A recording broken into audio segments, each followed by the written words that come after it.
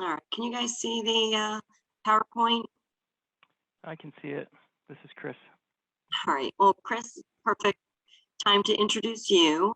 I'll introduce Chris Urbanski, who is the Executive Vice President of Operations at Payment Processing Consultants. And he's, as I said, going to do a quick 30-minute webinar here for you this morning, go through some of these best practices to help you minimize fraud in your businesses. And Chris, I will turn it over to you. Great. Yeah, thank you. Good morning, everybody. Thanks for joining. I'm going to do just a quick introduction, of who I am and who we are, and then I'll jump right into it. So we're payment processing consultants. We're in Rochester, New York, actually Pittsford specifically. And we have been doing credit card processing, merchant services for 23 years. Actually, our 23-year anniversary is coming up this month. And I've been here about 17 years working in all aspects of the business, sales, support, leadership. Now I run the show, as they say. So we've been working with the NRLA in some format for about 18 years, so a very long time. We've been to the shows, been to the golf tournaments. I've met a handful of you. I see some names that I recognize. I don't see Steve Ciccone, so I'm a little bit disappointed in him. So if anybody knows where he is, let him know he's missing out.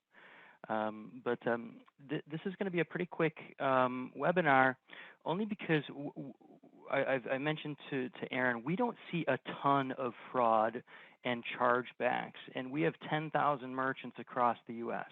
Having said that, in your industry, you are in one of the industries where there have been primarily fraudulent transactions that lead to a chargeback. And we're just going to go over some best practices for you to pass along to your staff, or if you are an RD like my buddy Philip, or Dave or Tammy, you're going to, hopefully use this information to help educate your members that you work with. It's pretty simple stuff. It's pretty commonsensical stuff. But what happens is people either the training doesn't get down to the staff, but you get thieves. These are people that are stealing. So that's what we're going to talk about a little bit. Best practices to help protect you, your business, and your members against theft. So we'll go on to the first thing. And then, as far as questions go, I'll take questions at the end, but I'm also going to give everybody my email address. Most of you have my email address, and I will take calls or schedule calls with individuals if you have individual scenarios that you want to discuss off the record in how to handle things or help with your employees, et cetera. So by implementing best practices, you're going to decrease the likelihood of fraudulent transactions and chargebacks. Again, it's going to happen. You're going to get people that try to steal from you. So we're just going to go over some tips on how to prevent that. So in general, their transactions fall into two categories: card present, where the person is there in front of you in a face-to-face environment. We call it retail. And then card not present. The consumer is not present, not in front of you. And they're either ordering over your website or a phone order or a mail order, or they are a customer that places large orders for pickup or shipping, okay? And these might be customers that you know, and it might be customers that you don't know. So this is where the best practices will come in. So in a card present environment, in your store, in your lumber yard, standing there face to face, it is always best to swipe the card. And now with EMV chip cards, it's even better to read, they say dip the chip into the card reader. These are going to be your least likely fraudulent transactions, least likely to have a chargeback, and you're also protected by the card brand. If there is a fraudulent transaction or if there is a chargeback, you are more likely to win if you dip that EMV chip or swipe that card. And the reason is pretty obvious, but the person is there, they're face to face. You get to check their ID if you want to. You get to grab their signature if it's appropriate, and therefore you are going to be less likely to be defrauded, and you're less likely to get a chargeback. And if you do, you're more likely to win that chargeback. Okay. If somebody is there and they are in front of you, avoid key entering the card as best you can. I know somebody's going to say, oh, my card's 100 years old, or I had it next to a magnet, or I don't know, whatever, it's rubbed off in my wallet. If that is the case, and you do have to type it into the equipment, into your point of sale system, then treat it like a card not present transaction.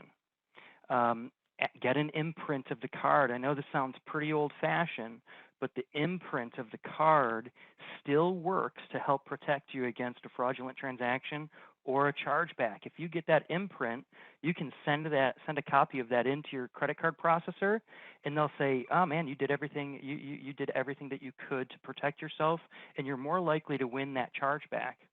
Okay. And we have these imprinters. Your processor, if you're not with us, should have these imprinters, and I mean they're $20, and the slips are you can pick up a pack of slips for pretty cheap or even free from some processors. Okay. Then we always recommend checking their ID if their card won't read. I get people saying, "Well, I don't want to impose on the customer.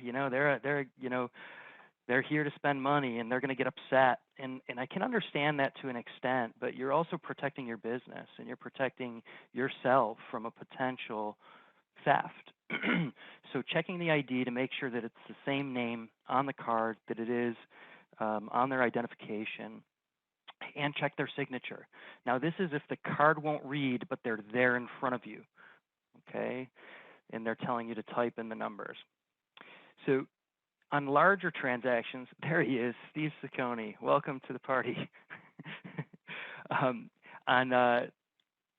larger transactions, I would like everybody to consider additional steps on large transactions, because this is where the risk is going to be greater.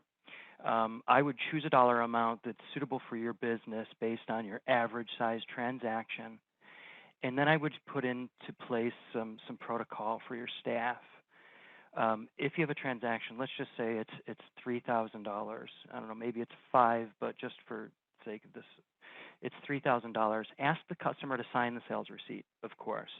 Verify the signature that it matches the back of the card. Again, these are card present transactions. The person's standing right there. But, you're going to say, well, Home Depot doesn't do this. Yeah, you're right. Home Depot doesn't do this, or some big box stores don't do this. But, when they get hit for a $5,000 fraudulent or $3,000 fraudulent transaction or chargeback, it doesn't hurt as much. So ask the customer to sign the receipt, verify their signature. I would also check their ID to make sure it is their card. What we're seeing is people coming in using someone else's card and saying, "Oh, I have permission," or "I'm doing a job at Joe's house and Joe gave me his card to come pick up the materials." And that might be true, but it also might not be true.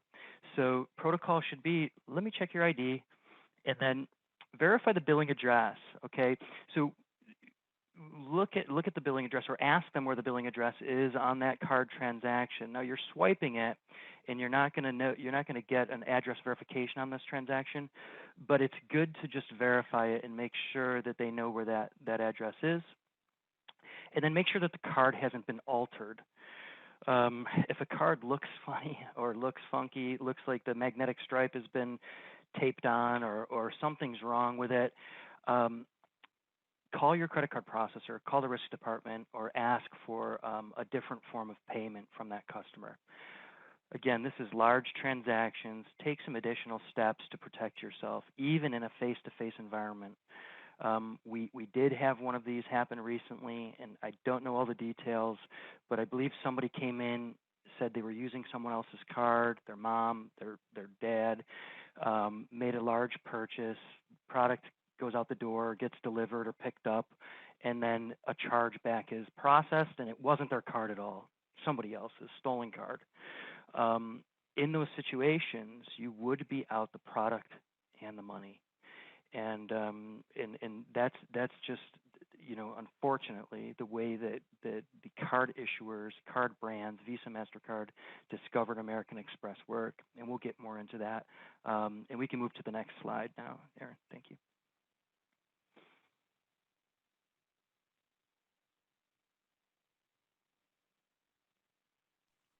Hold on, Chris. For some reason, it's not advancing. There we go. Okay, here we go. So card not present. So in a card not present transaction, these are going to be phone orders, mail orders. If you have an e-commerce website, this is where more fraud tends to happen.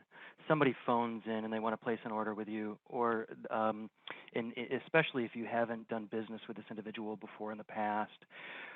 The best thing to do here, and this is going to be dependent, this is going to be more individual, and like I said, I'd be happy to talk to you individually offline about your individual scenarios, point of sale systems, or software. Oops. So I'm just going to continue talking. So when somebody calls in to place an order, or you have a card on file, you can type that card information in, type in their billing zip code, and you can also type in their billing street address, the number, and their zip code, and you can get an authorization on that card, and it will tell you if there's an address match. You can also type in the 3-digit code on the back of the card. It's on the front for American Express, and it's 4 digits, but you can type in that code, and then you can get a CVV2 match, okay? The importance of typing in their street number, their zip code, and the CVV2 code is this. If somebody calls you to place an order, the likelihood of them having a stolen card number and expiration date, pretty simple. It's pretty simple, okay? But then if you ask them what the billing address is, so now you have to type in their street number, not the alpha, just the numeric, and their zip code. If you get a match, that means they know where the bill goes for that card. Okay, but one more step. Ask them for the 3-digit code off of the card. This is less likely that they're going to have all of these items and have a match in a fraudulent situation, okay? It lets you know that they have the front and back of the card, because on American Express, the number is now on the back of the card and the 4-digit code is on the front. Visa, MasterCard, Discover, it's the opposite. The number's on the front, the 3-digit code is on the back. It's just letting you know that they have the front and back of that card, and they're not just grabbing that number off of a statement or elsewhere. If you receive an authorization, great. If you receive an address match, even better. And if you get a CVV2 match, that's ideal. Trifecta. Okay, so that's going to be less likely to be fraudulent. If you don't get any of those, and this is not like a phone order, and you don't get the address match, or you don't get a 3-digit code match, I'd be skeptical. I would ask for a copy of their driver's license. Okay, again, back to making your customers feel uncomfortable or jump through hoops. Listen, if you want to protect your business, sometimes you have to do this, and you can be very friendly about it and just say, hey, we've been, getting more and more fraudulent transactions. It's our protocol to get a copy of someone's driver's license. You want to make sure that the name on the card matches and that the billing address matches. If it's not their card, I would highly recommend not taking the sale, or tell them they have to come in with a form of payment. Okay, so ensuring timely process between the time of order is placed and the time you deliver the goods. This one is to protect you against chargebacks. I recommend not processing the transaction until you're ready to ship the goods, or once the goods are there, being picked up. Charge the transaction at that time. There are exceptions to this. There are always going to be exceptions to this. You have somebody that's put in a deposit on a large order or some things like that, and we can talk about exceptions offline. But this specifically is for large transactions about to walk out the door. Take the transaction as they're walking out the door, or right before, or the goods anyway. And then settle your transactions daily. Again, letting an authorization sit without charging it or settling it, it will fall off after, it depends on the card, but after 7 days, and you'll lose that authorization. So that's just a tip for avoiding chargebacks or disputes, holding people's money. Okay. Chargebacks. Okay. What's been happening is someone will come in, they'll place a large order, they'll have it shipped somewhere. It might not be their address, it's a job site, it's a loading dock. We had one customer in your industry in the New York City area that got defrauded by a large order shipped to a local shipping dock in New York City, and the goods went right on a container right away. They had no recourse. They took the transaction, they delivered the goods, and they were gone. And then they got a charge back a few days later saying it was a stolen card or fraudulent card. And unfortunately, they didn't take any steps to protect themselves. They're out the goods, they're out the money. Now you're looking at a criminal case. So you'd have to call your police department, file a police report, and then eventually submit that to your insurance company, because at that point it's just theft. Okay, so the top tips for chargeback prevention: do not complete a transaction if the authorization request was declined. If you have a card not present transaction like we just talked about, and the card won't authorize, the address won't match, or the 3-digit code isn't matching, don't take the transaction. The card could still authorize, but if the address doesn't match, or they give you a wrong address or a wrong CVV2 code, don't take it. I know sometimes it's hard to turn down a large sale. It's too good to be true. Sometimes it is, but ask for a different form of payment or ask them to come in. If you receive a referral message in response to an authorization, so sometimes you'll get one that say, pick up card, call processor, do that. Because what's happening is that card has already been reported, and you don't want to continue with the transaction with this individual. Get a signature on a on all card present transactions. Okay, again, there are exceptions to this. Small tickets, under $50. You're not getting signatures. But if you have a large transaction, and that's going to be subjective, get a signature and check ID, which we talked about earlier. If it's a large transaction, you want to protect yourself against a chargeback. All of these things, when the credit card company sends you the letter and says you have a chargeback, they're going to say, send us a copy of the receipt, send us a copy of the signature, send us a copy of your return refund policy. Anything that you can provide is ammunition to protect yourself. This one's kind of silly, but make sure your transactions are deposited only once. If you are doing your books and reconciling and you see a transaction deposited twice, call your card company, or make sure that it's not a duplicate, because then you're going to get a chargeback and pay a chargeback fee. Explain your policies regarding returns, refunds, or service cancellations to your card holders at the time of sale. I recommend having it on a receipt, on your invoices, on the wall. Have it in a place, so again, if you get a chargeback and you submit that receipt or a copy of the invoice that they signed, and it has your refund and return policy, and you're following that accordingly, then you're more likely to win those chargebacks. If somebody does want a credit or a refund, process it quickly, or else they'll do a chargeback and you'll get hit with a chargeback fee. Respond to the request to cancel recurring payments and transactions immediately, or specified by a customer. Most of you probably aren't doing recurring transactions. These would be transactions occurring on a weekly, monthly, quarterly biannually or annual basis for the same dollar amount, where you set them up in your virtual terminal or your software, and they run continuously. Now, we do have some, some customers that do have recurring payments for fuel or, if it's the same dollar amount. But if somebody wants to cancel or does cancel, do it quick, or else they're going to start doing chargebacks on you. Okay, make sure that your name as a business that appears on your customer's statement is recognizable to the customer. If not, let your customers know what he or she should expect to see on their credit card statement. This one's this one happens once in a while. We'll have somebody open a business and it's, Joe's Lumber Yard, but the legal name of the business is 123 Main Street Holdings LLC.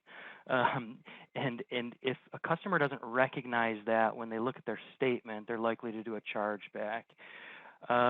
If this is the case, you always want to let your merchants know, hey, you're going to see a different name on your statement.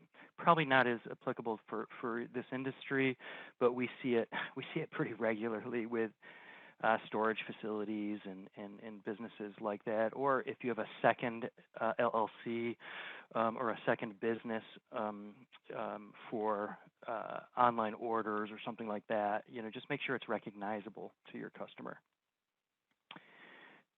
And fraud prevention. Fraud can occur at any time, okay? Whether you're using card present or card not present process, use your gut. I tell businesses to use your gut, and if you have employees, make sure they're empowered and know what to do if they see these signs. And I know that's easier said than done, but this is your best line of defense against fraud and chargeback. Be aware of customers. Now, some of these are going to apply to you, and some of them aren't. But when people purchase large amounts of merchandise, and they're just kind of throwing it all together, and it's pretty random, without regard to size, type, color, style, price. These are signs of potential chargeback and fraud. People that come in right at the end of the night and before you're closing and kind of rush the process. Another sign. And people buying many of the same items purchased multiple times. For whatever reason, this seems to be a common theme. They're selling something that they're getting money for elsewhere. This one happens in your industry, this next one. Requesting overnight or rush shipping or delivery items, or ask to use a third-party shipper.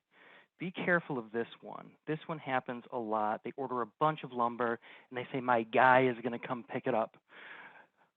If this is an over-the-phone transaction, you don't know the customer, be careful.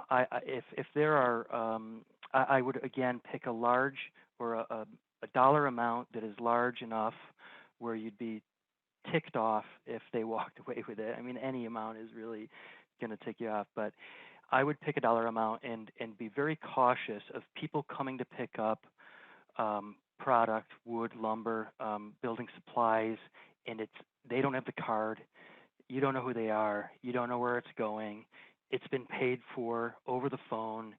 You can kind of see how this is accumulating. And I know you can't avoid these situations because you have a lot of this in your industry.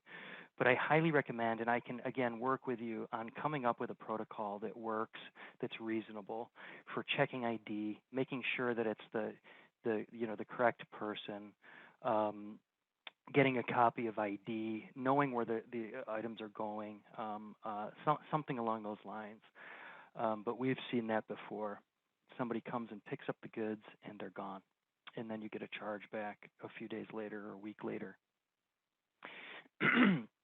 People that are using a card or cards and they do not have their name or business name on them, I would flat out turn somebody down if they were trying to use someone else's card, unless you absolutely know this person. You know them, you know the card holder.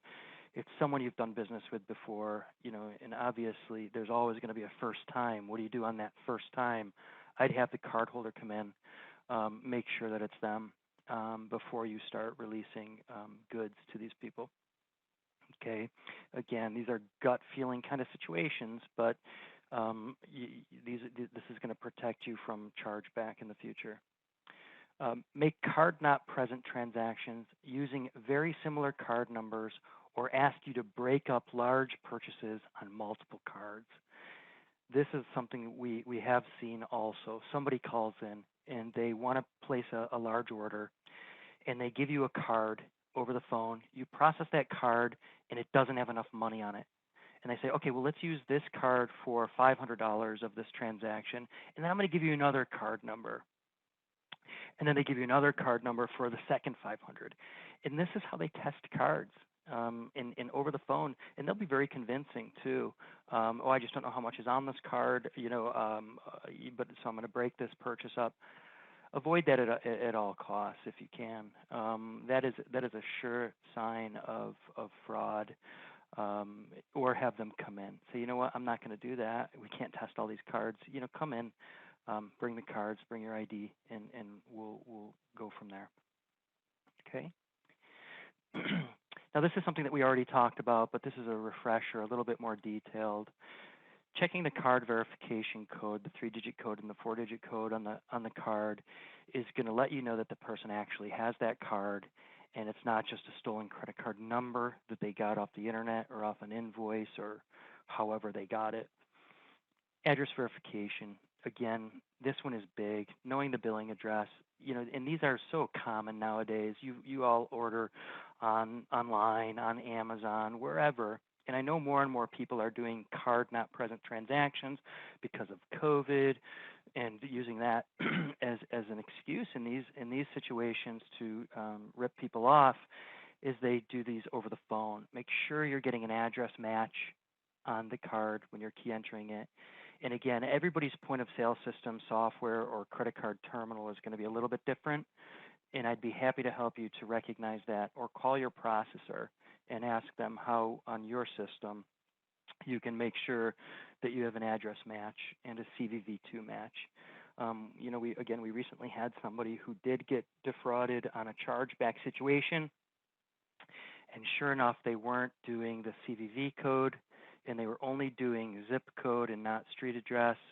And still, they're the victim. The merchant, you are the victim in these situations. But there are things you can do to protect yourself, at least take these steps to protect yourself in these situations. Okay, so we're right out of time. I'd be happy to stick around and answer some questions if it's feasible. I've got time, and then I'll also give you guys my email address, and you're welcome to email me regardless of whether you process with us or not, and I'd be happy to answer any questions that you have about your specific situation or something that's happened or a scenario that you want to talk about. But I'm open for questions. And just as a reminder, you can either unmute yourself. I don't have that restriction on, so you can unmute yourself, or just type in the chat feature if you want to ask a question.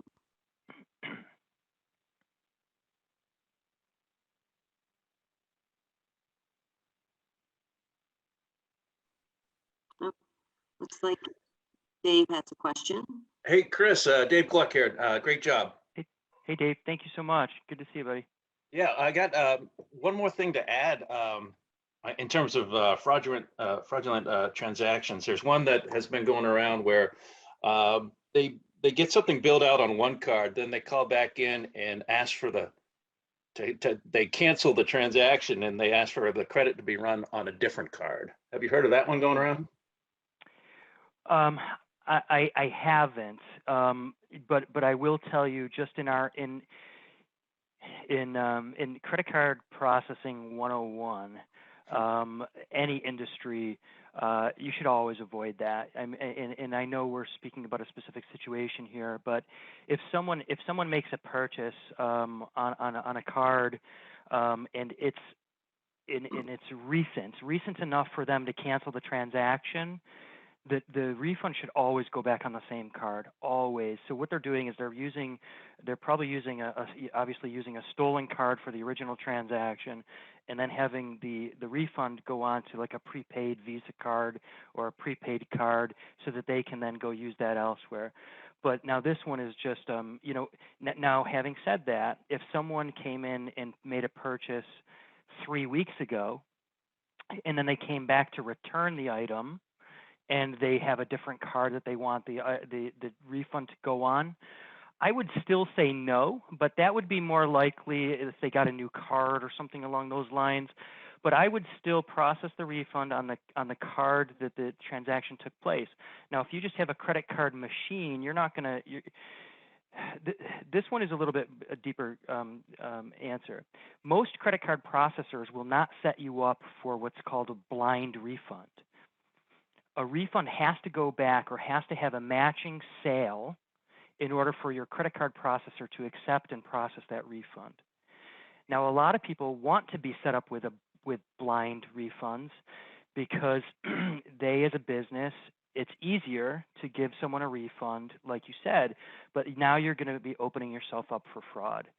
I wouldn't do it. I would ask for the original card. I'd say we can process the refund either on the original card or not at all, really. In which case, you're going to get a chargeback, but you're going to get one anyway. At least if you get a chargeback, it's going to be for the dollar amount of the goods that weren't shipped out. You know what I mean?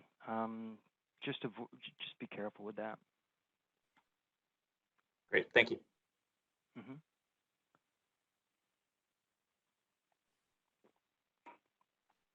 Doesn't look like there's anything in chat, so if there aren't any other questions, will the slides be available to attendees? I will send those out, and they also, just as a reminder, everything with anything that we do through our new NRLA livelearning.com platform, everything is available on the platform.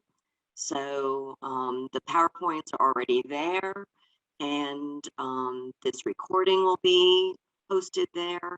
So just know that everything we do, all the webinars, classes, everything is on our new site. So. Yeah, Aaron, I've got a question. Oh, sorry. Sure. So, Chris, question for Chris: is there ever a situation where a chargeback will get reversed? Where the merchant wins the chargeback? Yes. Yeah. So great question, Steve. This one came up. Steve and I had a conversation a week or so ago about why the merchant isn't protected more in the chargeback situation. What ends up happening is the card companies protect themselves and the card holder, but not the merchant. Okay. The good news and bad news here is the bad news first. When you sign up to accept credit cards, you're responsible to protect yourself against fraudulent transactions by doing the things that I just went over. And this is all part of your agreement with your merchant processor. Okay, I know that's not what everybody wants to hear, but that's the fact. So if somebody comes in and they make a purchase and they do a chargeback, the only way you're going to win is if you provided the goods and services that you said you did. Okay, great. You have all the signed, receipt, signed invoice. Great. But even better, if you swipe the card or you get a chip read is going to protect you 99% of the time. So this has become a big one in liquor stores and retail. Somebody will come in, they'll use a card, they'll swipe the magnetic card, they know what they're doing. They'll swipe the magnetic strip, or they'll do something, they won't have a chip card, and they do a chargeback. They win automatically. The card holder wins automatically at a liquor store or most retail if a chip read was not done, regardless of the situation. And I know that seems it's not fair, but we've got to just protect yourselves as best you can by doing a chip read whenever you can.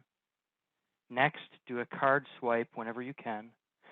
again, in a situation where it's a large dollar amount, go the extra mile. I mean, get a signature, get a copy of, or get, verify the address, get a copy of their ID if you really want to protect yourself from these chargebacks. You can win a chargeback, Steve, in a situation like that if you didn't get a card read and it was card not present, unless they say it was a fraudulent transaction or a stolen card. If they say it's a fraudulent transaction in a stolen car or a stolen card, and the card company determines that that to be true, then the merchant loses. If they determine that it was not, they didn't have permission to use the card, I used my dad's card, I used my uncle's card, you'll still lose that, even though it's a family member, unfortunately.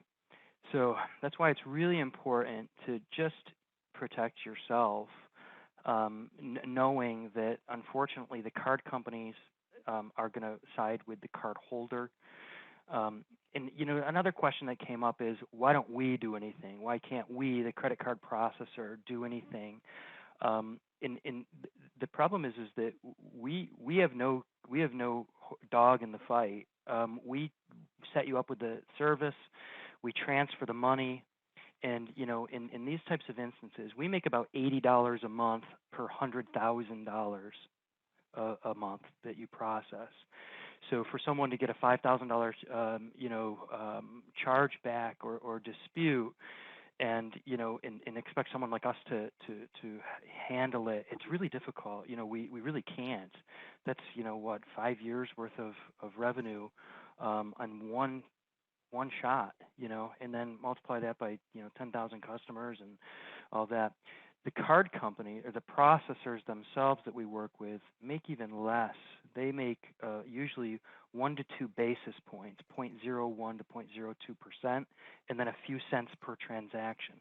So they're really just transferring the money and setting up the systems for you to be able to accept credit cards. So it really comes down to you.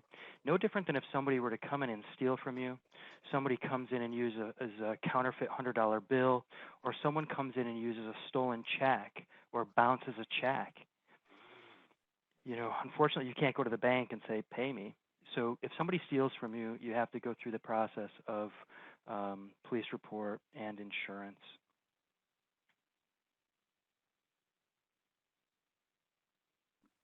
We are a little bit over, and it doesn't look like there's any additional questions. Thank you, Chris.